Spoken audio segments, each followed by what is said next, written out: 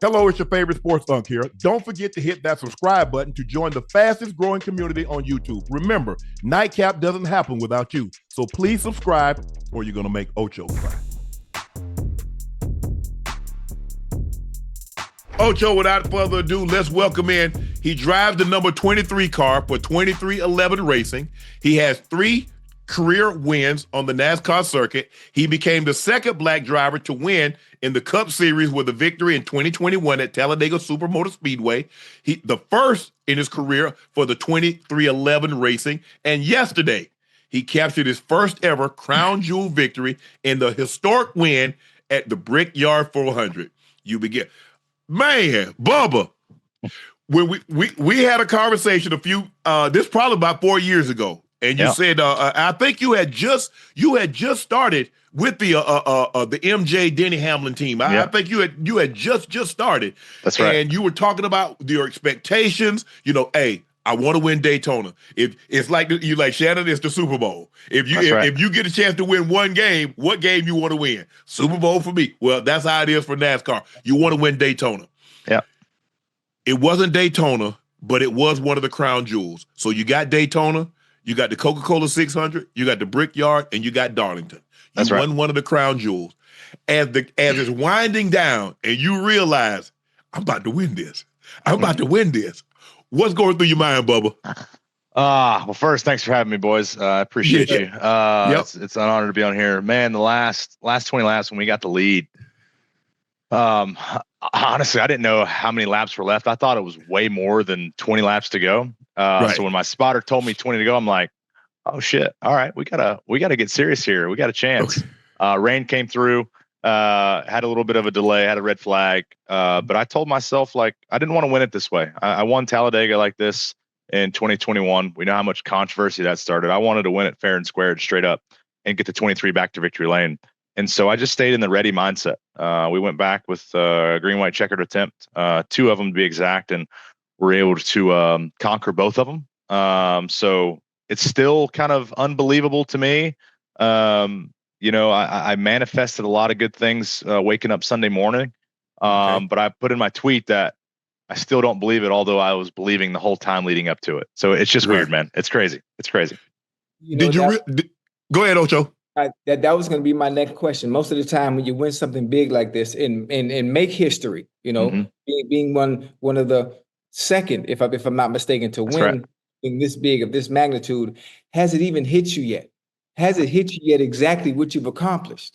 It has. It had been going on 3 years since I had been to victory lane, and I've said it multiple times. My buddy Blaney, who drives the 12 car, he won it at Charlotte, and he had said he had gone on a little hiatus, and he had said you don't know if you could do it anymore after you go for so long without winning. And so a lot of self-doubt kind of was sitting in there, and it was a lot of perseverance and overcoming that. And we're here, we've done it. So now to get back through the flow of everything. Yes, I'm busy now. I'm doing all the media stops. But this is how it was 3 years ago.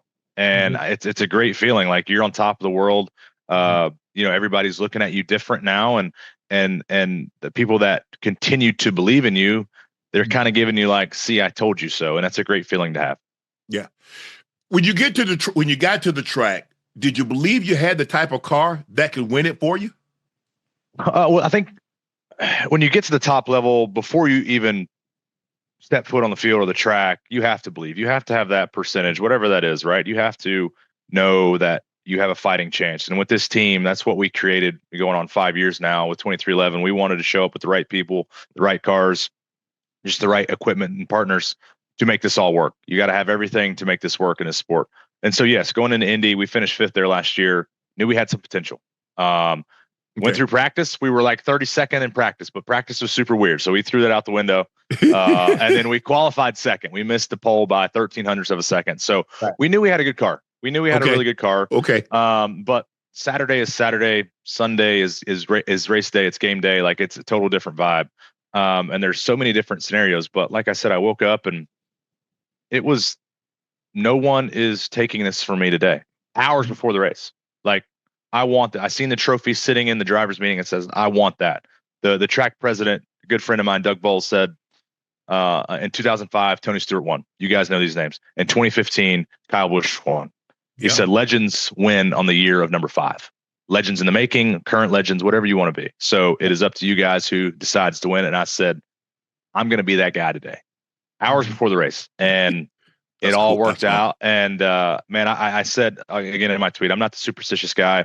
I usually don't manifest. I just kind of go with the flow. But Sunday was different. And I was confident in every move that I made and every outcome that was there, every scenario that was there. And it was just the perfect recipe for an awesome day. Had the family there, had my 9-month-old, my wife there. It was awesome. And that's what I was about to get into. Yeah. In late September, you and your wife, lovely wife Amanda, welcomed your first child. That's right. Hey. What was that like, Bubba? Thank you. I got my wife here who's been by my side for the longest, and now I got a look. Oh my goodness. What was that moment like when they came to Victory Lane and you laid eyes on your wife and your child? You're elated, right? I'm on top of the car. I'm wore out. I'm sweating. I'm soaking wet. And I was like doing an interview and I'm like, I haven't seen my wife and kid yet. Like, where are they at? Like, what's going on? And so you're going through the emotions. I'm trying not to pass out because I'm dehydrated and fatigued. And I see them and all of that goes away. It's just like us three are at the track for 15 seconds. And I see my kid. He cracks that smile when he sees me, and I'm already on top of the world. And I don't even know how you can get higher than that. And it was just a really cool experience. You know, we were able to win in Daytona to start the year with the duel. But this one was Bex's first official win. So to have him there, he has no idea what's going on, but we have a ton of memories captured that we'll be able to talk about someday. And I look forward to that moment. But Amanda being there as well, she's, like you said, she's there every step of the way. Has been with me for going on 10 years now and has gone through the trials and tribulations with me right by my side. And the first thing she told me, and you could see it, she mouths it, we did it. We did it. We finally did it. We've been working so hard to get to this level. And now that we got our little sidekick, healthy baby boy, it is just. Did he kiss the bricks? Fun. I saw you with Amanda. He did not. He sat there. He was like, "What are y'all doing?" I didn't want to force it. It. It was awesome, though. It was awesome. I want to go back to those moments, especially towards the end of the race. Obviously, you had multiple cautions, and you have to restart. Are you nervous? What like I'm trying to think, like what's going in your mind when you're having to restart? Obviously, already having a certain position. Are you nervous when it's time to restart in case thinking maybe somebody might come back and take the spot where I'm already at? Yeah. How did that play out? Did you have to block people in, or you have to be strategic in everything that you do? Yeah. So during that red flag, I went through all the scenarios of what was going to happen. I knew. The biggest thing. We'll back up a little bit. When the caution came out with 6 to go. Right. We were extremely tight on fuel. My crew chief said we have enough fuel for 1 overtime restart. That's it. And then this is all calculated out. So could be off by very little, but the technology and the data that we have nowadays, we don't miss it by much. It's spot on, right? And so they're like, we have enough for 1 overtime restart when we go back green. So I said, okay. So I go through my mental checklist. Okay, I got to get a good start here. If I get a good push and I'm ahead, he's not going to beat me through turn 1 or turn 2. So we fire off and I don't get a good push. He gets a good push. He's ahead of me into 1. And I said, okay, gloves are off. We're going to battle this because I'm not, giving up this spot. Get the lead through 2 and defending, playing a little cat and mouse down the backstretch. Caution comes out, still in the lead. Well, I was just told that I only have enough fuel for 1 of those. Here we go. We're about to do it again. And so it's like, all right, there's no way that it could end this way. I kind of had the angel devil on each shoulder. It was like, this is about to be ripped out from underneath you. And then the other part is like, you got plenty of fuel in the tank. This is going to be fine. Right. And fast forward, it ended up being fine. We had a hell of a restart, got in the lead through turn 1 and never looked back. And hell, I had enough fuel to do a burnout. I ran out of fuel backing up onto the podium to go up to the top. So it was really cool. Really cool. That's dope. Yeah. Thank you, brother. The 23, the XL car. I mean, you were the first driver that Mike and Denny hired in 2021. That's right. And you absolutely know how competitive Mike is. That's right. Denny is pretty. Denny's a little calmer, but he's competitive also. That's right. When you're going through your drought, does it never cross your mind, man? I got to win this thing because knowing MJ. Yeah, I 100%. I thought about that every day. MJ has been super loyal to me, and has been one of my biggest supporters. And it's not every day where somebody can say that, right? And so I definitely don't take those words for granted. I appreciate that support, but I also know he also told me, don't get comfortable. Always keep pushing for more, and I'm never the person to get comfortable because I am so competitive and I want to win every damn race that we enter. But MJ and Denny both know it's a little bit different for Denny because he's in it. He's in the trenches as well, but they both know how hard it is to win. And so when you're going up against guys like Denny, I mean, Denny finished third. He was right there. He's winning multiple. So it's super hard. And so I didn't lose the sight of that it's really hard and I'm giving it everything I have. But there was a time like maybe a few years ago where I felt like, Denny was really, really hard on me. And it's like, man, I'm what do you want me to do? And I quickly transition to, I think both MJ and Denny see the potential in me that I don't see. And this is why everything is happening a certain way. And so I put it on my shoulders to figure out why is that? What are they seeing? Let's go find it. And I hate that it's taken 3 years, but hey, it's been 1 day since haven't won a race now, and not 1,000, whatever it was at 100 races, whatever it was. And, it's, I really appreciate those guys and understanding the importance of competition and what it takes to be the absolute best. I had to beat the best this weekend to get the win. And so I really love the position that we're in now. Yes, it's only 5 races to go in the regular season. But there's so much weight lifted off my shoulders. The last 3 years, I have been the last guy or the first guy out, the last guy in, first guy out. I have to the very end of the regular season have always just been super stressed out because you want to make the playoffs. It's a make or break. Yes. We missed it. We were first car out last year. We missed it. And you're kind of just put on the shelf and we'll try again next year. Right. Well, we're in, baby. We're in. We're locked in. And now we can go and have some fun for these next 5, really identify our weak areas and sharpen our tools to get ready for a good playoff run, because I truly believe in this team. The 23 car has really upticked the performance from all avenues, and man, it's been really cool. So, what an awesome day yesterday. Yeah. If you don't mind sharing with us, Bubba, what did Mike say when he got on the phone with you and you guys talked? What did he say to you? He was just super proud, man. He was just really, really proud and really happy for me. And I was bummed. I was bummed that he wasn't there because Reddick, teammate, he's got a win with MJ there. I think he's got multiple wins with MJ there. And I've yet to, my 3 wins, he hasn't been there, which is okay. But I thought that one would have been maybe that's awesome. Your good luck show him not being there. Yeah, stay away. Hey, I got 3 of them. You ain't there, stay away. That's fine with me. But I said, man, I wish you were here. And he was like, well, I'll have a drink for you in spirit. So that was super cool. He's always watching from a guy. You guys know him. I mean, he could be doing so much other things with his time and money and effort, but he loves NASCAR. He's been a fan of this for so long, and he understands how hard it. Yeah, that's you're exactly right. That's exactly right. And he understands how hard it is. And he loves the process to see his team go through to get to the top. So it's honored to be driving the 23. Hey, how much time do you get to take off? If I'm not mistaken, there are 5 races left. Is Iowa Speedway is next, right? Iowa's next, yes, sir. Iowa's next. How much time do you have off before you have to get back out, start training, get back in the rhythm, and actually forget about okay, I just won Brickyard for 100. Now I got to lock in and continue to still have fun and enjoy myself. Yeah. But tighten things up before this playoff run.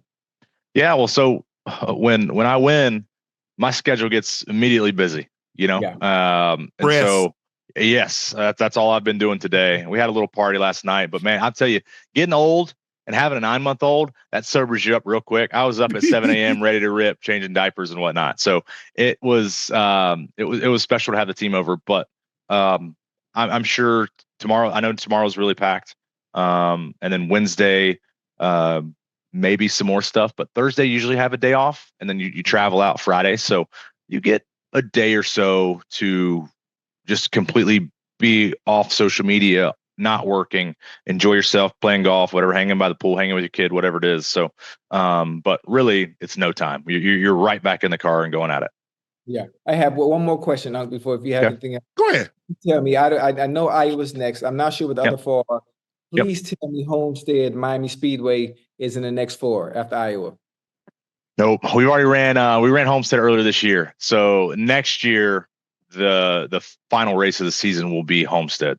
So it'll be in November. So yeah, we ran Homestead. We finished third there back in March. So it's been a while. So yeah. Hey, you can travel. You can travel. Come on out. Any race, we got you. All right. So you already know. So we got Iowa. What's after Iowa? I don't know. Let me look. Iowa, Watkins Glen, Richmond. I went to Watkins Glen. That's a road course. That's a road course. Richmond and Daytona. Oh, well, Daytona, that'll be what? That's during football season, though, by that time, right? That's probably a month away. Okay. I'll see you in Daytona. You gonna be there? All right, perfect. Yeah, because remember, I'm in Miami. I'm right down the street. So that's a Saturday night race. So August 23rd. Okay. I'll be there. All right, I'll hit you up. Right. Bubba, let me ask you this. How did they determine the crown jewels? Because when I was growing up and I used to watch NASCAR, when I had the conversation, you're like, man, you really do know NASCAR. Mm-hmm. Because Talladega was really next to Daytona when I was a kid. Right. And you look at the crown jewels, they got, obviously got the Brickyard, and you got the Coca-Cola 600 in Charlotte, you got Daytona and then Darlington. Mm-hmm. How did Talladega get kicked out? That's a good question. So I haven't really been a history buff and understood the importance. I appreciate the importance. But when all this came about, I just kind of stumbled upon okay, we got 4 crown jewels. But I would say since the early 2000s, late 90s, maybe early 90s, it's been kind of those 4 because they're always talked about every time they're on the schedule, and we're getting close to them. Crown jewel events are coming up. So Talladega, I think just because I don't know why it's changed, to be honest with you. I could get off into the weeds, and I'm not sure, but I know we got one of them, so we good. Hey, I got one. Hey, I got one of the slams or the jewels, right. And I'm good. We had a conversation, and I was asking you, I said, well, how much time do you spend on the track? And I want you to share with our chat that you spend most of the time in the simulator because the cars cost too much and we can't run the risk of wrecking them. So we spend a lot of time in the simulator. Talk to our chat about that. Yeah, I remember that conversation. We that's actually a really popular question that people always ask. Like, what does practice look like? Well, we don't get any. Let's go back 10, 15 years ago. Yeah, we were testing each and every day of the week. We'd race on Sunday, be testing Monday, Tuesday, Wednesday if you could. But nothing's free in this world, and it costs a lot of money. And so NASCAR looked at ways of becoming more cost efficient and bridging the gap from smaller budget teams to bigger budget teams. And so they eliminated testing. Right, the more testing, the more R&D you get, the more speed you find. As to where smaller teams, you don't really have that. So you had the disparity, right? Yeah. And so now there's probably let's just say 15 to 20 NASCAR mandated tests, but there's only 3 cars that are allowed. Sometimes there's 2 from each team that are allowed to go, but NASCAR mandates those, and it's not every time that I get to go and do it. I haven't tested in over a year, and that's just one track. There's just one track. And so we spend all of our time weeks leading up. For road courses, we'll spend every Wednesday for 2 hours getting ready for Watkins Glen, right? And so some drivers do more, some drivers do less, some drivers don't do any at all. I struggle a little bit because it is virtual, right? It does. Yep. You don't have the sensation of speed. So that's a big factor that I rely on. Like my mind, my butt is telling me things to my feet to do, my hands to do, and you don't get that. But it is a good tool for engineers and crew chiefs. They really have developed the software and the technology to basically take our setup, our physical setup, and plug it in the data world. Right. And this is what you got. So give us our feedback. Right. And it's crazy to see how advanced it has come. So we spend hours on the virtual world getting ready for real life and expect it to be the same.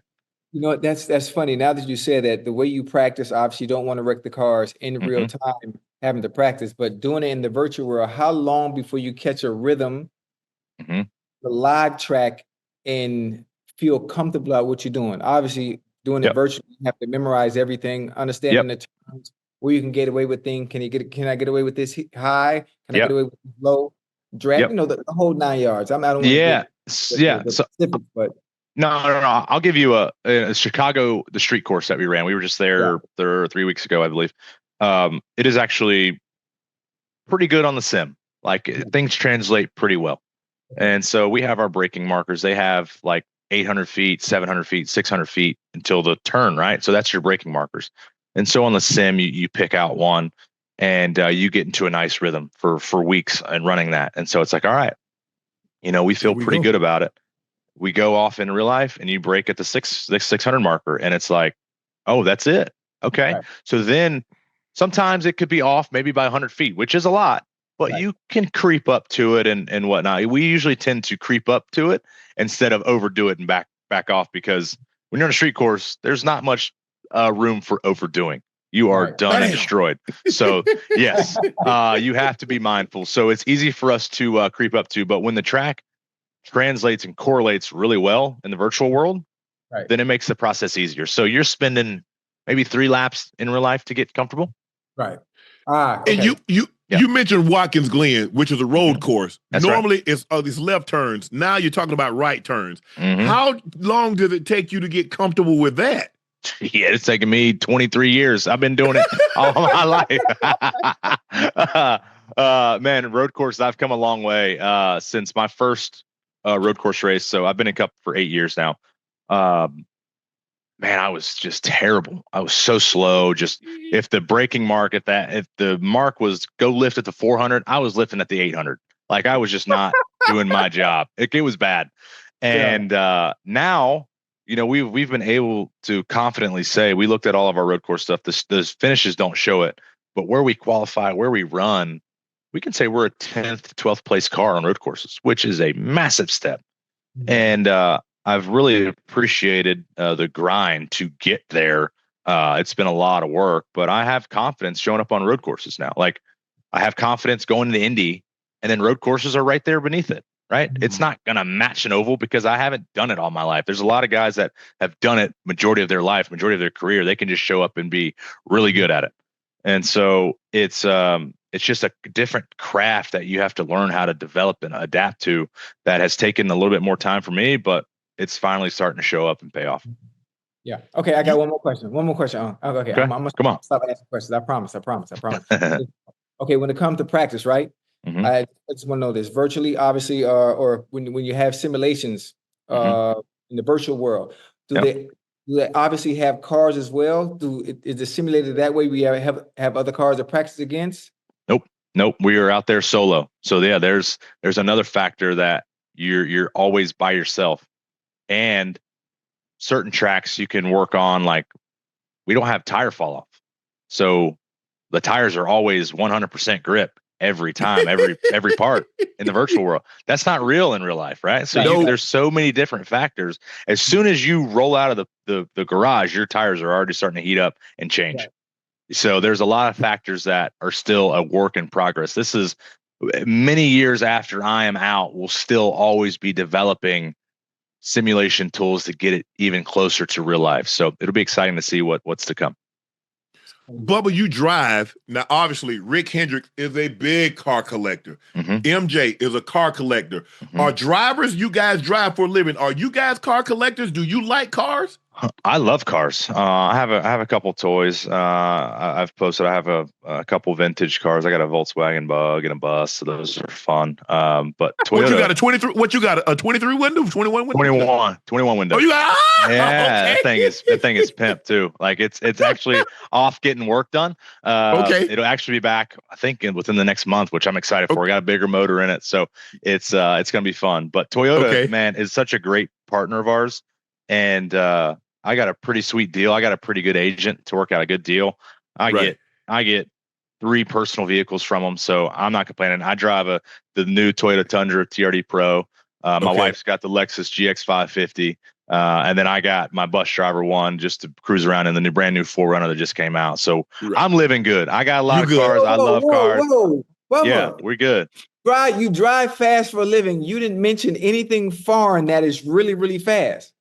Well, I'm good because I trust my race car way more than any street car that goes fast. Okay, so I'm good. I drive it on Sundays. Okay, that's a good one. That's a good one. Yeah. Bubba, we're gonna get you out of here on this one. For black young kids that may be listening, and get them interested in NASCAR to be like you, because you said at a very young age you was driving the midgets and you always wanted to be on the NASCAR circuit. You wanted to drive. How do we get other minorities interested in NASCAR? Oh man, it's such a good question. I think winning on Sundays definitely helps. For me, that gets like the stake in the ground, that gets the roots in the ground, right, and creates a foundation. How we make getting started in motorsports mainstream. It is so underground. It doesn't matter if you're trying to be an F1 driver, IndyCar driver, NASCAR driver. The go-kart tracks are not some, hey, show up here and have a good time. It is underground, and it costs a lot of money. And so I think it's understanding there's probably so many kids out there that want to race and have no idea that there's a go-kart track or a racing facility within 10 miles of their house, right? And it's about the exposure. It's about being comfortable to go out there and just watch, become a fan, learn as much as you can. And then when you build up the confidence and courage, you go ask somebody, how do I do this? How do I become this? The first thing people are going to say is money. The way that the sport is evolved now, like the driver that has a lot of talent and no money versus the driver who has a lot of money and no talent, he is getting the opportunity first over the guy with talent. And so I hate that it's that way, but everything's gotten expensive these days. But motorsports, I mean, you're racing cars at the end of the day. It's expensive. Yes. And so understanding that, figuring out how to get your foot in the door, but understanding that it is so underground, you have to do your research. I encourage everybody to get on Google Maps or whatever it is and type in racetracks nearby and go and enjoy it, because there are so many different forms of racing to get started in. And everybody wants to be a driver. I get that. But there's only 36 of us that get to do it in the world. Like, it's hard.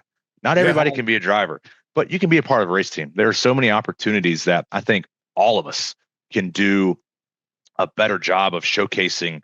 Hey, this might be an avenue for you. This might be an avenue for you. Like, come be a part of our team in some fashion. Let's learn together and grow together.